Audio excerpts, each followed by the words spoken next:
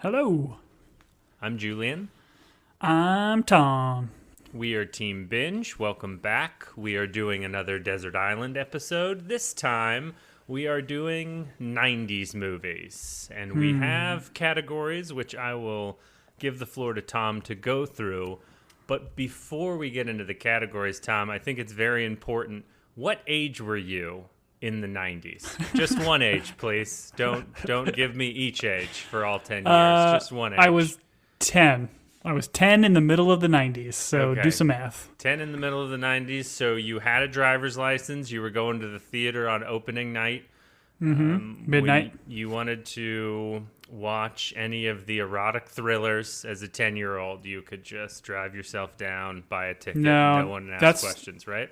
That's when I had to go to like the local video store and go through those like saloon doors. That's where all the erotic movies were. Oh no, we started off too early with the erotic thrillers.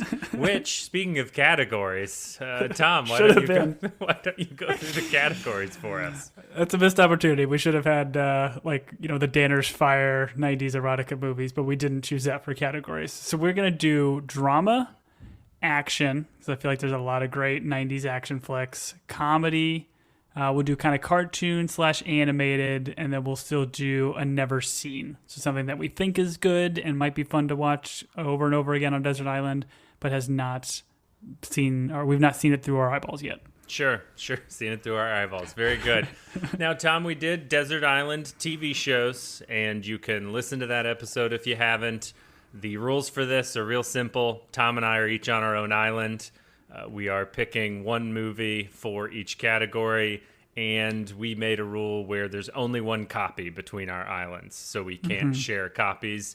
If we do, our islands go to war, and there's much murder and mayhem, and the person with the most casualties loses. But the other thing I want to mention is we got some feedback on the TV shows episode, Tom. After going through some of the feedback, after having a week to kind of dwell on your choices, did you come out of it with any regrets, or in this moment, if we redid it, you'd stick with your choices? I think I'd stick with my choices. Like the one that I recently just finished this series, and it is one that I feel like I'm definitely going to go back and rewatch that I don't think we mentioned. It was Schitt's Creek.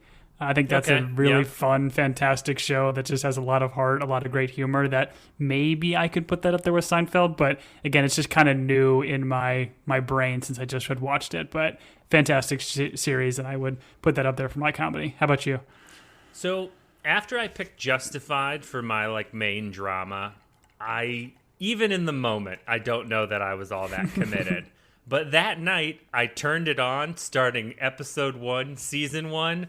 And by golly, Tom, I don't regret a thing. That show's incredible. We're partway through season 2. We've just been chugging along, and it's a great show. Your criticisms of it, I feel, are moot and wrong, and I think you should give it another try, because Timothy Oliphant's incredible, Walt Goggins, just a great show. Anyways, here's the other thing. I think I took some... Because we told our audience to vote, I think I took that into account for some of my choices. And so I'm not For regretting... this time around? No. Or for TV? For TV. So Okay. I'm not regretting my choices, but I do feel like I let popular opinion kind of seep in. And then I realized this is my island. I'm alone on it. No one else is going to watch anything with it. Yeah. Other than Win. We're meeting you for Game of Thrones. Thank you for sending that in, Win. We appreciate you. This is my island, so with this 90s movie one, Tom, it's probably a good thing I'm alone on this island, because I made some choices that are pure Julian choices. So I'm so excited. let's get into it. And Before we get into it, I just gotta let me crunch the numbers and see whose island was the better island for the TV shows. And crunch, it was me. My island was the best. Okay. Based on viewer votes from the Twitters. Didn't really get much from Instagram, but and the emails. I am the big winner. Okay. Well, we just want to thank the people that emailed us, and we love hearing from you. Andy, John, Barrett, Brian, Wynn, and those of you that I didn't memorize your name as I scrambled to write on a legal pad. We appreciate you all, and we like hearing from you. So Same thing here. If you've got a '90s list you want to share, we'd love to bat it around. And tell you how wrong you are. Yes, and really just criticize all of your choices, and sometimes honestly get into some life choices that you've made that we feel were poor. So just be ready for that if you send us your suggestions. Tama, let's start with drama. Oh, no. Great start. I'll give you the floor, sir. What was your choice for 90s drama movie? Oh, you know what?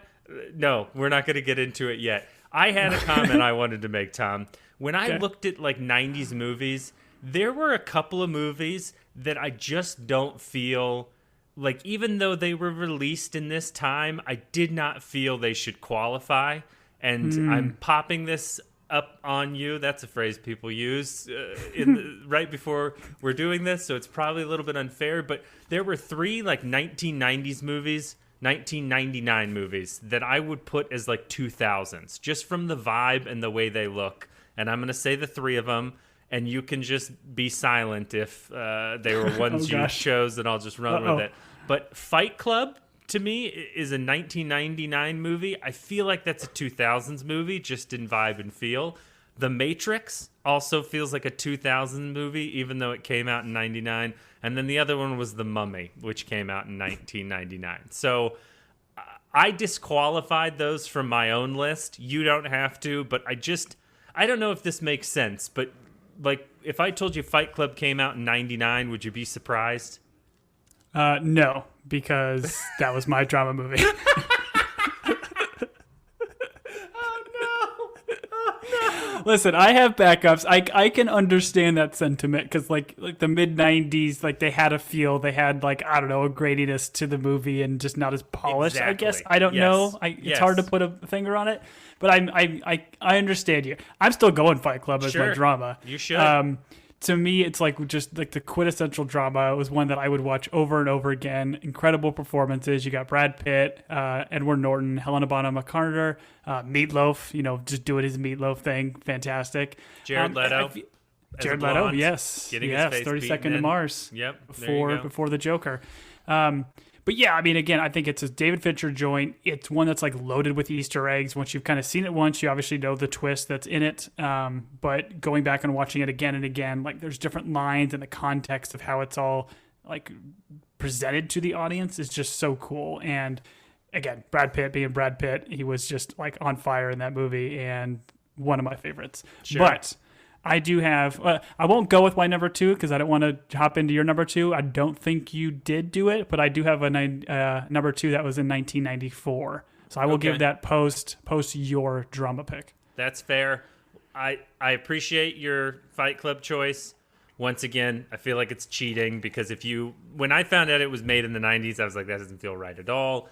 But it's a great movie. It's one of those movies that hit us at, I don't know, we would have been high school, right? And so a movie like that, you probably didn't see it with your parents. You probably saw it off word of mouth. And like with the twist and the things that happened, it like blew our little minds at a very important age for movie going purposes. And so I respect your choice. It was actually not on my list anywhere, and I have a list of 15, as people know. So okay, give me your 1, and then let me go back and give you my honorable mention. That's I don't want to take yours. That's fine. I'm a little bit scared that you're going to choose mine because mine is probably a favorite of most people. I'm going with the 1993 epic 4.5-hour long movie Gettysburg. Love it. Based on the book Killer Angels by Michael Shera, I'm going to say. Jeff Daniels plays Joshua Lawrence Chamberlain. Tom, I'm going to go out on a limb and say, unless they forced you to watch this in history class, you've probably never seen this movie. I think that's exactly right. I feel like I watched this in school at one point, or I mean, that has to be it. I know I've heard of this movie, but it is long as heck. So, I mean, good Desert Island choice. 4.5 hours. I had this list of movies dealing with complicated Hollywood personalities now, and I was like, you know what's not complicated?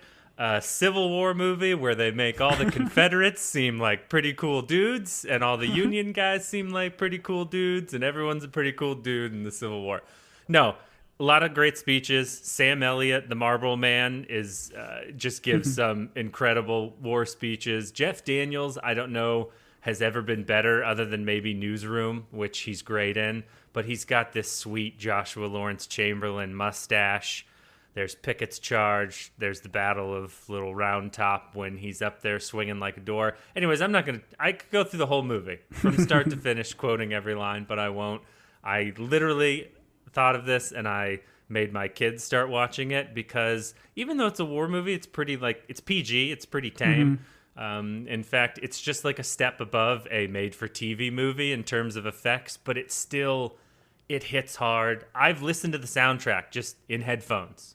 Not recently, but like through my life since I saw it. It's got this very sweeping, epic soundtrack. And I think soundtracks are important when you're alone on an island. So my choice is Gettysburg.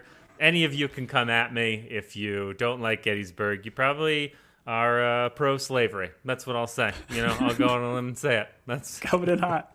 Coming in hot. So but right. like I felt like last week when we did the TV shows, you were all about like not doing something that was like more depressing or about bad guys and that kind of stuff. So you'd be good for a desert island to have a war movie be something you'd watch over and over again? Yes. First off, 4.5 hours. There's a lot of lulls where guys are just sitting around in fields talking about, what makes men men, why men should be free, why they have to fight the war. Not at all depressing. All of it is just a glorious, uplifting speech. Is there some sad points? Sure. But there's no, once again, and I mean, we can do the history lesson, but they make both sides seem, unfortunately, you could be sympathetic, which is probably not the right way to explain the Civil War, but no one's Breaking Bad in Gettysburg. That's all I'll say. And they're all a bunch of theater actors, so they're all just chewing up scenery. And they're like, this is the only time in my life I'm going to wear a sweet Civil War uniform and this hat and these giant beards. And it's just great. So I'm sure I said something offensive in there. I regret none of it. Gettysburg is a great movie. Everyone should watch it. Show it to your children. Okay, I like it. Unique pick. It definitely was not on mine. It's my island. So I want to say, it's your island, man. You do you. My honorable mention was, I'll give the Rotten Tomatoes quote on it. One of the most influential films of the 90s. This movie is a delirious postmodern mix of neo-noir thrills, pitch black humor, and pop culture touchstones. Any ideas? That makes me think it's a comedy. This was a drama? This was a drama. This is Quentin Tarantino's Pulp Fiction. Oh, this is a movie I've always just had a soft spot in my heart for. It's just like the nonlinear storytelling, the performances, all the different characters and actors like Uma Thurman, Samuel L. Jackson, John Travolta, Bruce Willis, just to name a few. It's just a remarkable, unique, weird, strange movie that I just think works so well. So that would be my honorable mention. I think 90s kind of drama movies or kind of thrillers, whatever. It's Pulp Fiction. Yeah, it's tough not to mention Tarantino in this conversation. Although I think I'm on record, never been a huge fan. I like some of his stuff, but that one did not make my list. Did you think about Shawshank Redemption at all? Did you give that one a once over? I thought about it. I feel like that's a movie that I've just seen too many times at this point, and I don't need it on a desert island, but fantastic Tim Robbins. Well, doesn't that speak to the exercise? The fact that you've seen it that many times, it's just on, so you'll sit down and watch it. It is. I mean, it's one of those, I felt like growing up, it'd be on TNT or USA or, name other generic cable channel. And if it's just on in the background, I'm going to put it on. So sure. It's fair. It could potentially make my list, but didn't in this exercise. The one I thought I was going to go with was before he was, publicly terrible. I was going to go with Braveheart, Mel Gibson, my dude. Well, was my dude? I don't know. But then there's a lot of head smashing with maces, and I was like, I don't know. Then there's coconuts on the island. I'm going to start smashing coconuts. Then I'm going to run out of coconuts, all because I made a mace and saw that movie. I'm pretty sure you're going to be mooning me from my island. What's funny is every time we say my island, I think of the Irish guy in Braveheart who's like, it's my island. I can't do an Irish accent, but there you go. The other one was The Fugitive, which is just incredibly rewatchable. I had that one on there. But Gettysburg is my choice.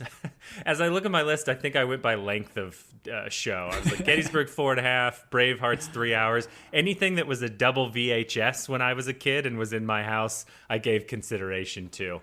Nothing like the double VHS. I did actually have Titanic on my list potentially as well. Oh yeah, that was probably like 3 VHSs. That's a long movie. It was bonkers. Gettysburg right now is sitting in my DVD player. Yes, my DVD player, and you have to flip the disc, Tom. You watch it on one side, it gets halfway through, and you flip the disc.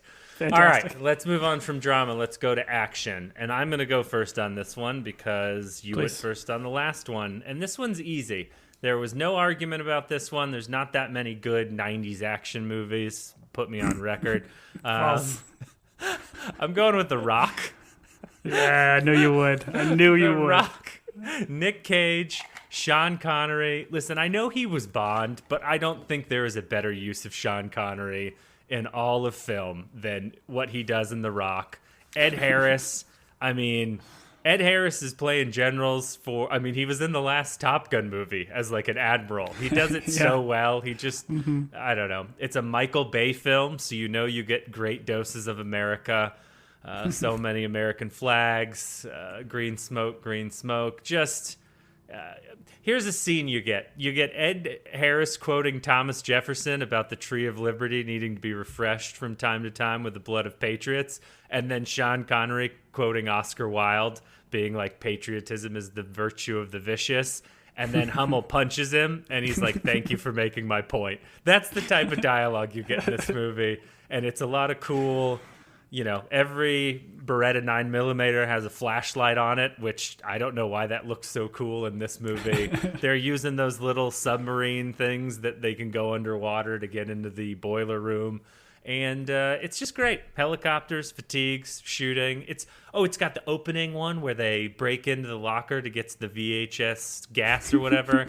Just great. Another movie where you kind of side with, the bad general. So I don't know. Maybe that's my issue, siding with the bad general in my first two picks.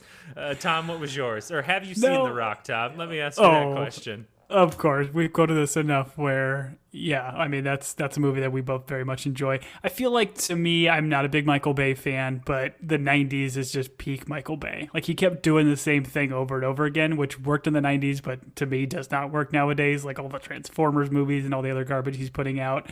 But I feel like I'm with you. The Rock is fantastic. Like Armageddon back in the day was also fantastic. I like the pick. I went a slightly different route. You could almost call this an action horror movie, but this movie is a spectacle of special effects with lifelike animatronics, with some of this director's best sequences of sustained awe and sheer terror since Jaws. I'm talking about the 1993 classic motion picture, Schindler's List. Jurassic Park. Oh, okay. Sorry. I thought you were talking about the other Spielberg movie. My bad. No. But yeah, Jurassic Park. I feel like that is just like the quintessential 90s action movie for me. It was, I think, one of the very early movies I ever saw in a movie theater. The effects are something you can go back and watch it today. It's not like a George Lucas flick where it's like remastered and done 1,000 times over with new special effects. Like, everything still holds up with the mix of animatronics, of like the T-Rex. The pacing of it is just fantastic. And, who doesn't love scientifically inaccurate dinosaurs? It's the best. I think you're making a great pick. It was certainly on my list. It's a movie that I'd like to talk about this, Tom. Were there movies in your house on VHS that you didn't know where they came from? You didn't know who bought them, who you borrowed them from, and they were on the shelf, and on a Saturday, you popped them in, and then you had brothers, I had brothers. We just rewatched the same movie over and over again, certainly for a household that didn't have cable growing up. Somehow we ended up with The Rock on VHS. It was in our house. I don't know why. I don't think my parents ever saw it. If they did see it, they would have been like, no, you guys can't watch this. It's a geology movie. Geology. Oh, I get it. Tom, I was just going to make a case against Jurassic Park because it happens on an island. And I was like, you're on an island, stuck on an island. Do you want to watch a movie about being stuck on an island with a bunch of dinosaurs? And you just made me think of The Rock, and The Rock is an island.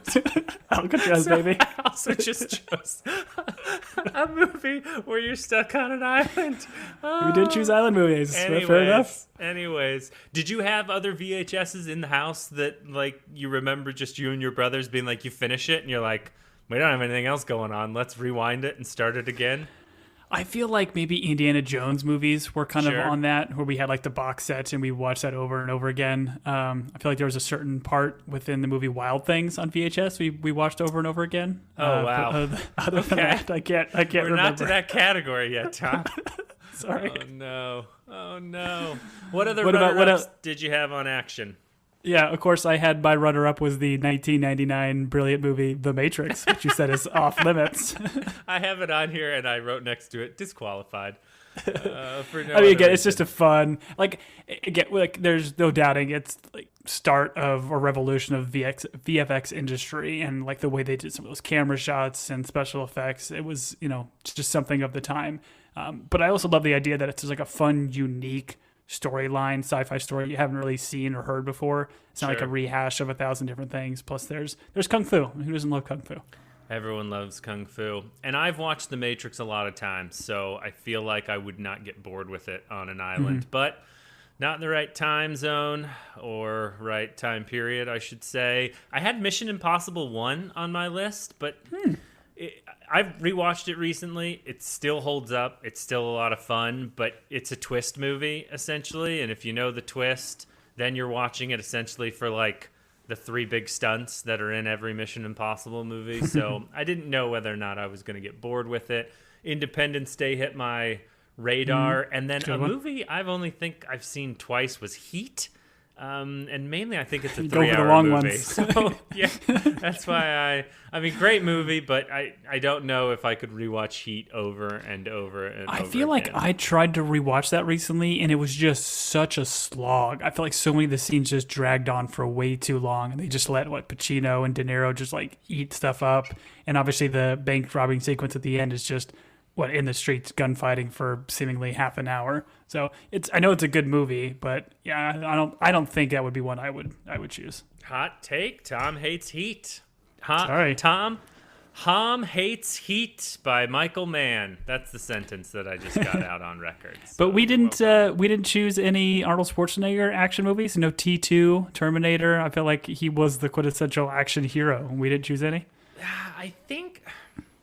I feel like I've seen more Arnold like as an adult than I did in the 90s. I just don't feel like, mainly because most of his were rated R, so I would have had to either sneak over to a friend's house, lift a copy from the Albertsons video rental section. I don't know how I would have gotten my hands on of the Schwarzenegger. And once again, didn't have cable, so it wasn't like they were just replaying it over and over again. And I don't know that I want to watch Arnold every day of my life on an island. I don't know. So yeah, honestly, I'm looking at my list. Not a single one had any of the like quintessential 90s action stars other than Sean Connery and Nick Cage, baby.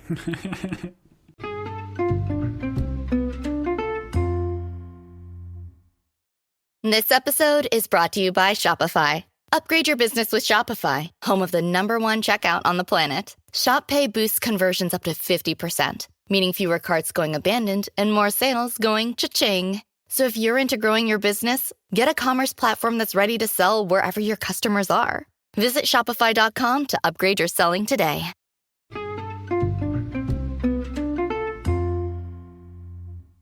All right, so let's move on. What we got next? Want to do comedy? Let's do comedy, Tom.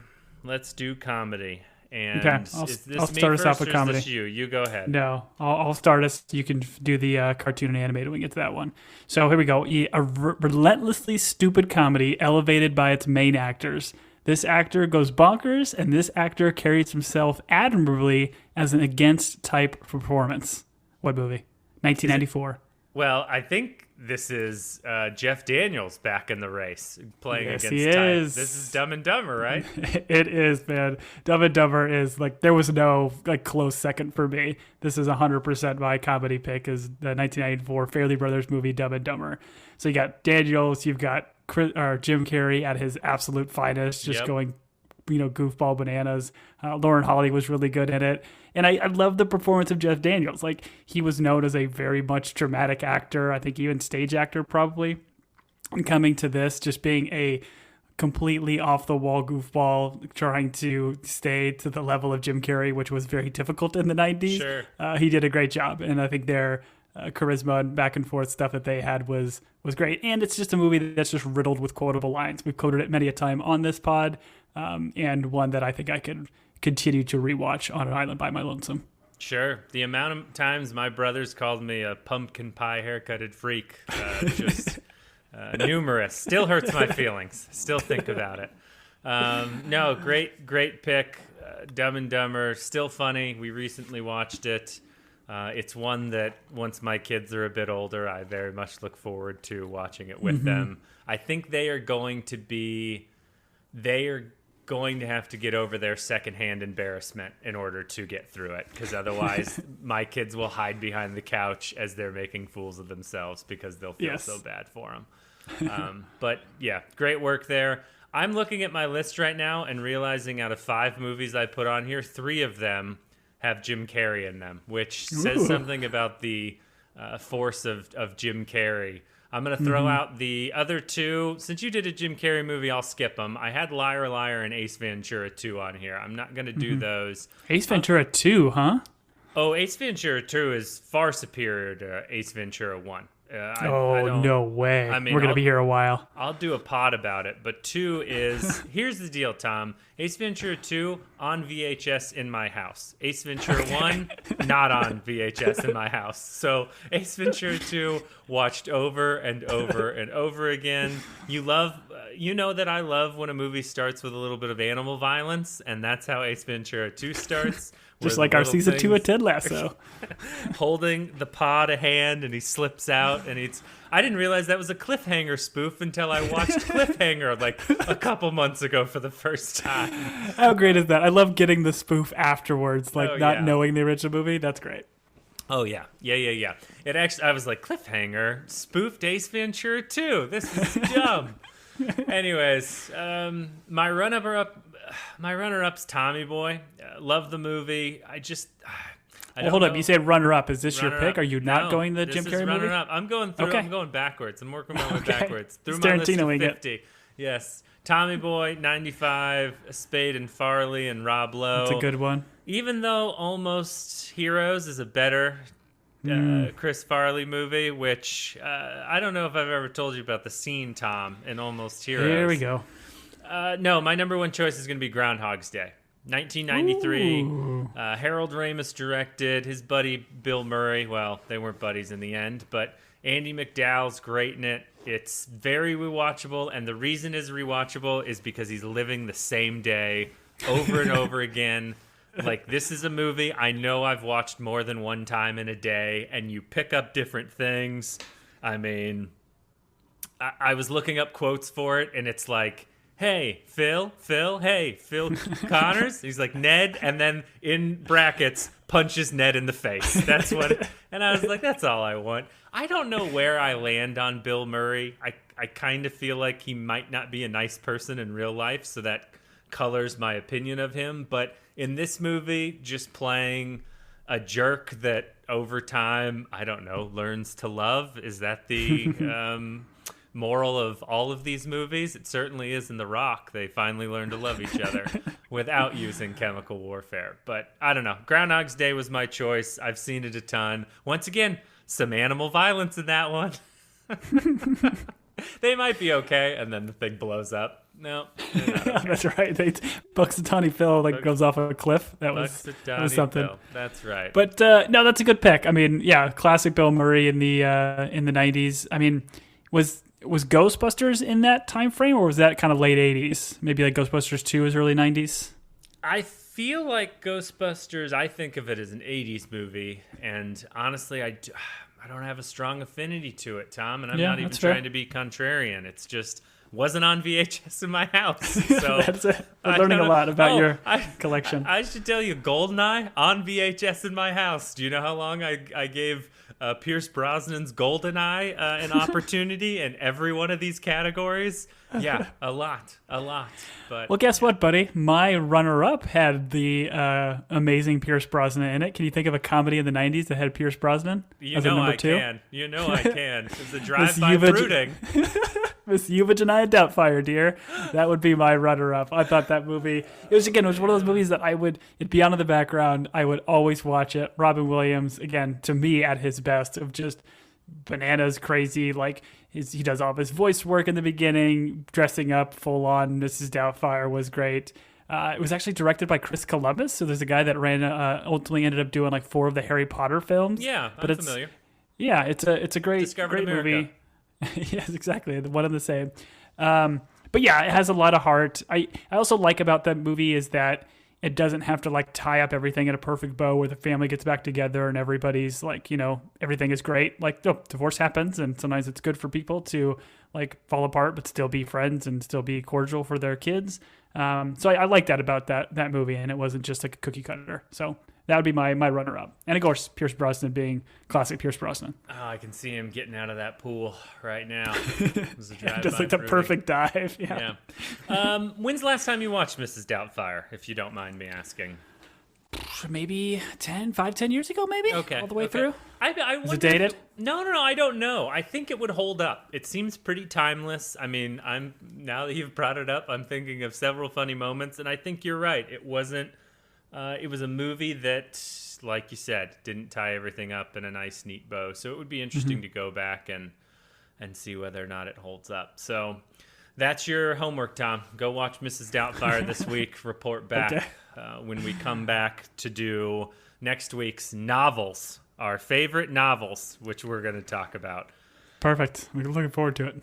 Tom's got 5 novels that he's read, so it'll be easy choices for him. Listen, I just got 3 new novels in the mail today because I felt challenged. I bought the Silo series of books. So Wool, Dust, and I don't know the other one. But we did a pod on the Silo show from Apple TV Plus. Definitely recommend you guys give it a try.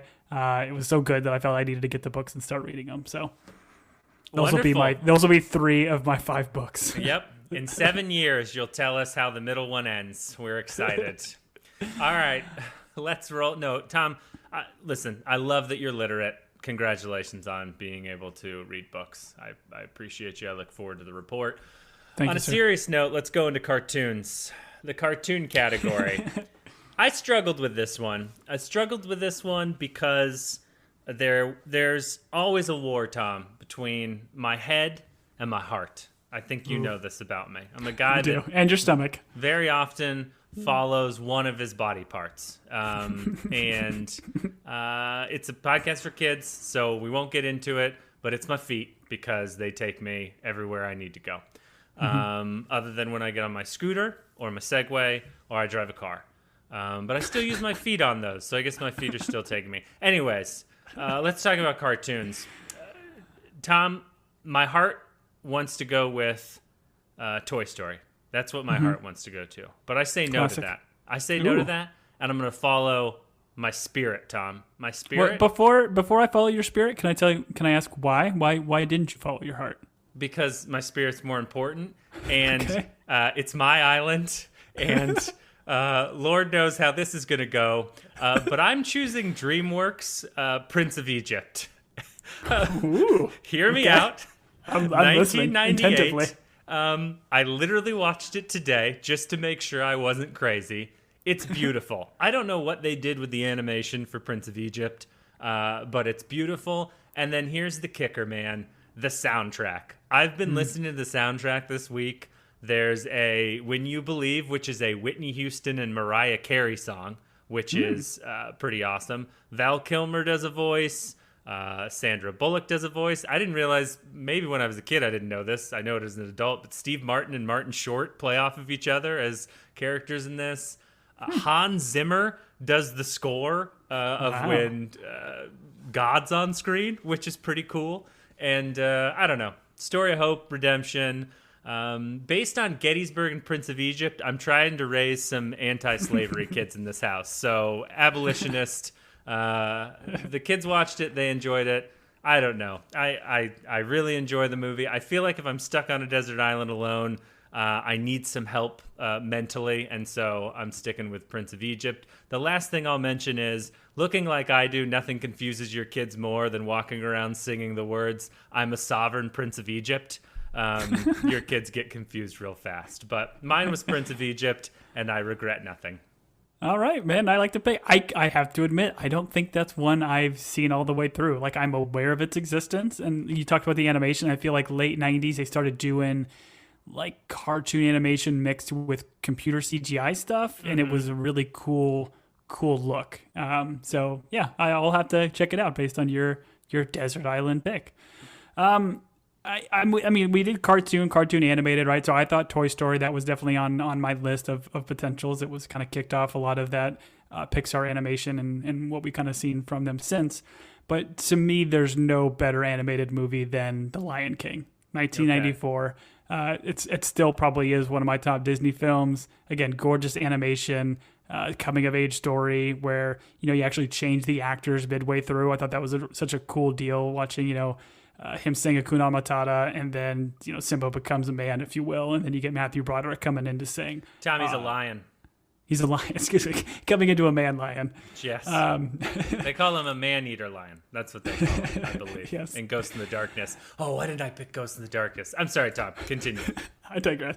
No, but yeah, that's my pick. I think, again, that's another one I saw in the theaters, I think, with my mom.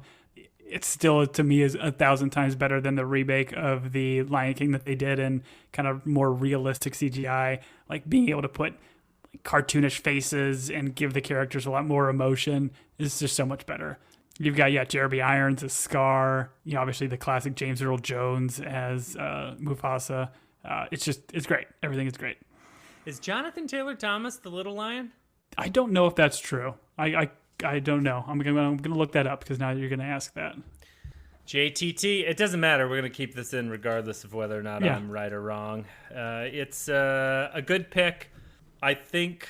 And I realize now, Tom, before we started, you asked when the category was cartoon. You were like, by cartoon we mean animated, and that didn't even on my radar did not even hit what you meant. And now I'm realizing that you, in your technical and smart brain, have a separation between like stories that are animated and something you would call a cartoon. So I apologize if there was confusion. My dumb brain just lumps all those together. But I'm a sovereign Prince of Egypt, Tom, so I don't have to apologize for anything.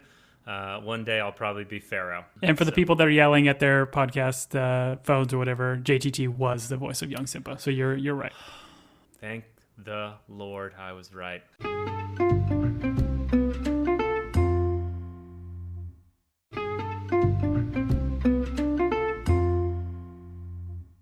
Tom, here's how I would like to transition.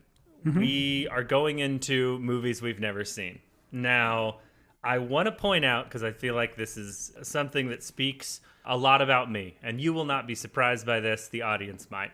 My last choice was The Prince of Egypt, which is a biblical story, a spiritual story, something important to me.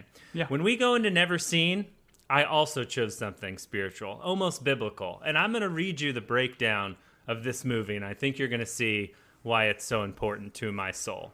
Go. I've never seen this movie, but the main character's name is Nami, arrives in Las Vegas with only a suitcase and a dream of becoming a top showgirl.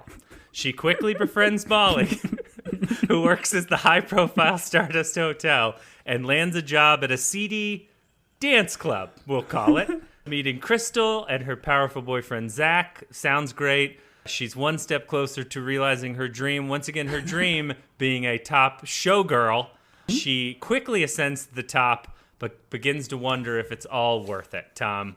So my choice for Never Seen is Showgirls, the 1995 drama with that girl from Saved by the Bell, which is a TV show I never liked. And I chose this pick because I'm not a good person, I guess, is really what it comes down to, and it's lonely on an island. So I'm going with Showgirls, and if the censors have an issue with it, my runner-up is Casino, which is a Martin Scorsese film I've never seen. That's 3 hours long. Never seen Casino, huh? Okay. Now, listen, man, Showgirls is not a bad pick. There's a lot of beautiful people in it. It's one of those that you got to play. I know you're going to be on an island, but if you have some rum on that island, you make a drinking game out of every time Naomi's character like storms out of the scene, because she does it about 30 times in that movie, and it's fantastic every single time.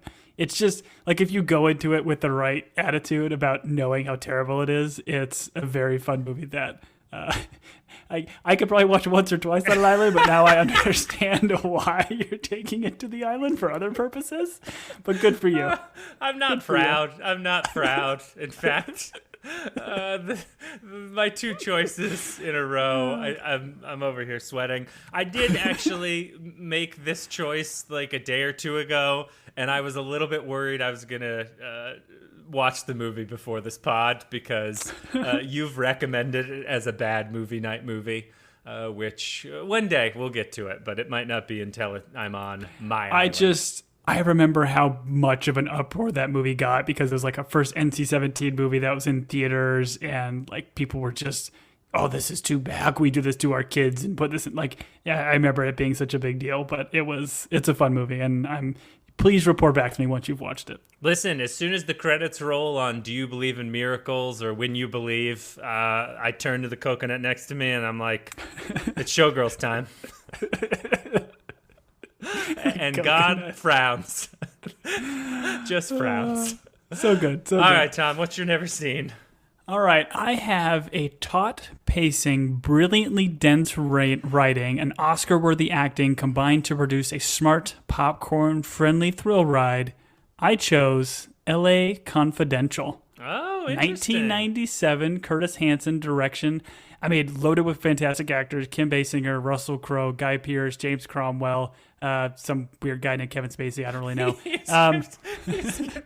I thought we established on your island there were no laws. That's what you said in the last one. That's why you chose the Cosby Show, Tom. That's on record. No, that's he fair. didn't. Yeah, you can't cancel terrible. me on my own Sorry. island. But yeah, I don't know. The guy might be a terrible person, but again, not judging him by the terrible personness. This was a 90s movie. I never seen this movie. I hear it's fantastic. I mean, the box art alone is enough to sell me. You've got a beautiful Kim Basinger in this like white dress, beautiful like blonde locks, red lipstick, kind of has like T-Swift vibes kind of going. You've got dudes wearing fedoras, trilbies. Like, it's just a fun like time era piece that I'm still kind of surprised I've never actually watched it. I don't know if it's a great Desert Island one and one I want to watch over and over again, because it might be one of those like, you know, mystery whodunit, and then I find out whodunit and it's not good to watch again. But it's one that I feel almost ashamed not to have seen all the way through, and that's what I'm picking. That's a good choice. It's a good choice. It's got a lot of good people in it. I watched that movie for the first time, Tom, probably within the last 6 months. I do believe it's like a film noir mystery whodunit, like you mentioned.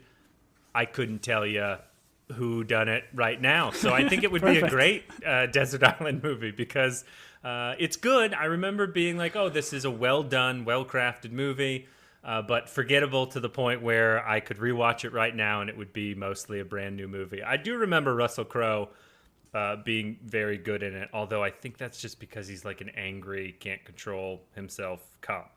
So maybe I just related. I don't know. So I feel like I should have, when you chose Showgirls, I should have chose my honorable mention, just because it is a polar opposite of Showgirls. My honorable mention was Sleepless in Seattle with Meg Ryan and Tom Hanks, the classic Nora Ephron. Again, heard that's a fantastic movie. I am a sucker for good romantic comedies, and kind of feel a little ashamed I haven't seen Sleepless in Seattle. And that might be a fun one to just watch over and over again and fall in love with Meg Ryan and Tom Hanks. I'm sorry, you're saying it's polar opposite because they're sleepy in Vegas? Why would Sleepless in Seattle be the polar opposite to Showgirls? Well, because Showgirls, they're awake in Vegas as opposed to being sleepless in Seattle. No, see, you're not understanding the word sleepless, Tom. Sleepless oh, that's means without they are sleep. Awake. Yes. That makes they sense. are Well, there are some sleep. narcoleptic scenes in Showgirls, but I won't spoil those for you. Listen, it's already in the DVD player. As soon as we're done recording, I'm firing it up. And I'm going to drink every time Elizabeth Berkley storms out of the scene. But I've seen Sleepless in Seattle, kind of like L.A. Confidential. I don't know who kills who. So it's Sleepless in Seattle would be a brand new mystery murder for me too. So I don't know. Tom, okay, so run through your choices for me real fast, just so we have it. So we've got drama. I chose Fight Club, even though the second before I said it, you said it was off limits. For my action, I got Jurassic Park. My comedy, I've got Dumb and Dumber. My cartoon or animated, The Lion King. And my never seen, L.A. Confidential. Other than L.A. Confidential, and that's just because you've probably seen everything in the 90s, and it was a narrow, like, I felt the same way. It was kind of narrow as to what I hadn't seen before. I think you're going to win in this competition because I guarantee people aren't going to rewatch 4.5-hour Gettysburg or agree with me there. The Rock is probably low on people's list of action films, but it's great. Once again, this is my island. So Gettysburg, The Rock, Groundhog's Day, Prince of Egypt. I can't say Prince of Egypt and then Showgirls. So I'm going to say Prince of Egypt, Casino. Have you ever seen Casino, Tom? Yeah, Casino's, I feel like that was one of the kind of mobster movies that I probably enjoyed the most. Yeah. Right in line there. Anyways. All right, so I think you're going to win in the competition, unless the Julian heads come real hard for me. They're going to ironically choose you in the polls. Yeah, I doubt it. I do think everyone should go watch Gettysburg. It's not streaming anywhere. You've got to go buy the VHS. I just happen to own the DVD, so good luck. But it's an incredible movie. In fact, it's probably one of those movies that they lost the rights to, and you can just watch the whole thing on YouTube. Anyways, I had a follow-up question for you, Tom, that I felt like was a good one. Oh, you said you were going to choose the classic 90s movie Striptease. That was going to be on your list. Why didn't you bring up Striptease at any point during this conversation? I mean, that is a fun. I think it's what Ving Rhames, Demi Moore, and God, who plays like the old guy that. Was it Burt Reynolds, I think, was in that movie as like the creepy, weird old rich guy. Sure. I mean, it's a super weird movie about she's like child custody and stripping to save her life. Yeah, and she has to win everyone in the arm wrestling contest in order to get custody of her child. Anyways, that was a spiritual friend to Showgirls. So I'm not going to tell you why it didn't end up in the never seen category, but let's move on. Tom, you're stuck on a desert island. It's the 90s, or I guess we can transport things from the 90s. I'll give you a little bit of time to think about this, but they can't rescue you from the island, but they can drop someone via parachute onto your island in the 90s. So my question to you is, what movie star would you think would be the best companion on your island? And you're probably watching these movies with them. So who would you have parachute into your island and spend the rest of your days together and possibly draw straws with in order to figure out who eats who? I mean, the person that comes to mind is, I guess, Tom Hanks. I feel like Tom Hanks is just a guy that is like genuinely a nice person, and the breadth of his career and everything that he's done, that's the kind of guy I'd like to be able to spend some time on an island with. He's obviously got island training experience in Castaway, so he can probably get me off said island. So yeah, I think Tom Hanks is my pick. How about you? Who's on your island? You didn't know that question was coming, and you chose my answer. So that was kind of... But I do think Castaway is a 2000s movie, so you're getting 90s Hank. 90s Hank doesn't know how to live on an island. 90s Hank only knows how to be a child as a grown-up. He knows how to crash bachelor parties. He knows how to find out that his neighbors are murdering people. That's the Burbs. And I don't know if he's fought in World War II several times over by the time he's made it into your island. Although... I think, no, he has. He stormed Normandy in Saving Private Ryan. Boom. Listen, I think Tom Hanks is a great choice. I want to point out, Tom, we've done a lot of Apple shows. Therefore, we have Apple TV+++. You mentioned a movie to me with Tom Hanks serving in the Atlantic, Greyhound. It came across my radar. That's a Navy boat joke. When it first came out, for some reason, I just dismissed it because I was like, oh, it's an Apple movie. It's not going to be good. I watched it the other day. Incredible. It's very good. It's so good. It gets into the nitty gritty details of just how difficult it was crossing the Atlantic in a convoy. Man, I hope it's the Atlantic. If I'm in the wrong ocean, this is going to be Yeah, they're taking supplies. Yeah. Right. But in World War II, it's Tom Hanks.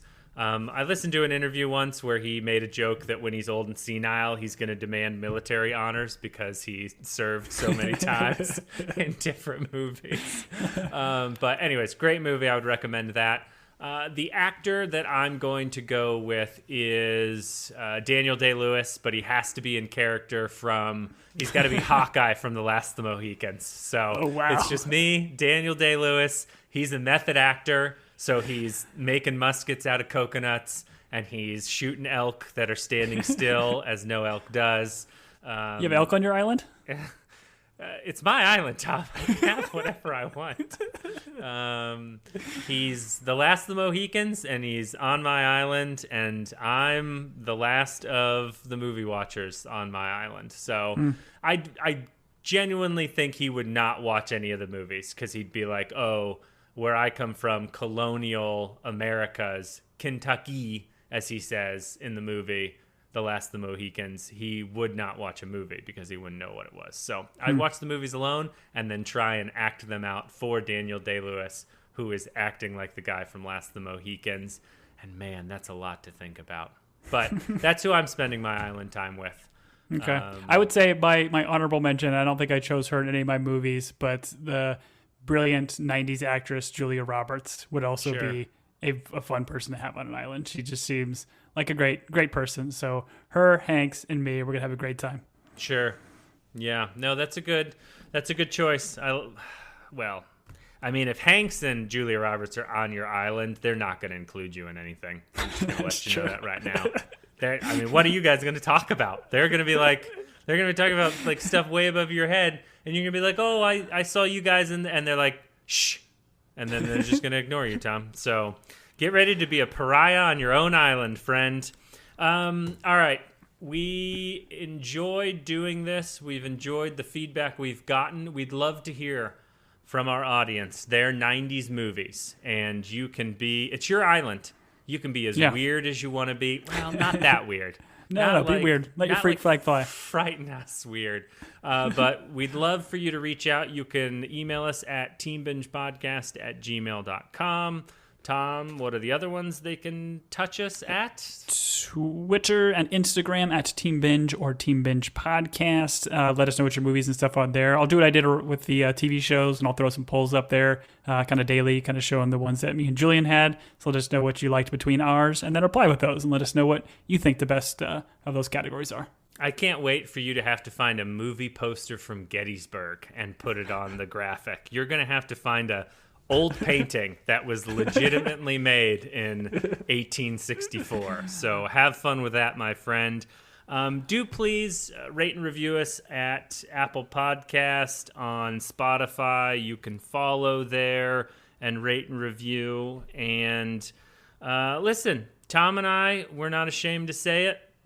Tell your friends if you enjoy listening to us and your friends are weird like you, and you think they would enjoy listening to us, tell them about us. And and if you don't have friends, go make some friends. And then tell them about us. Go make some friends, only to tell them, one, about your religious beliefs, two, your political beliefs, and then third, if they're still talking to you, slip in that podcast that you like, Team Binge Podcast. Go to some mixers where you get to meet a bunch of people at once, and make sure you tell every one of them about Team Binge Podcast and how much you love it. And get some merch while you're at it. Speed date. All right. Well, Tom, did we hit it all? Is there anything more? I think we hit it all, man. That was, again, another fun dive into certainly the 90s where we grew up. We have a breadth of knowledge when I think I searched for 90s movies and went through like the massive list of them.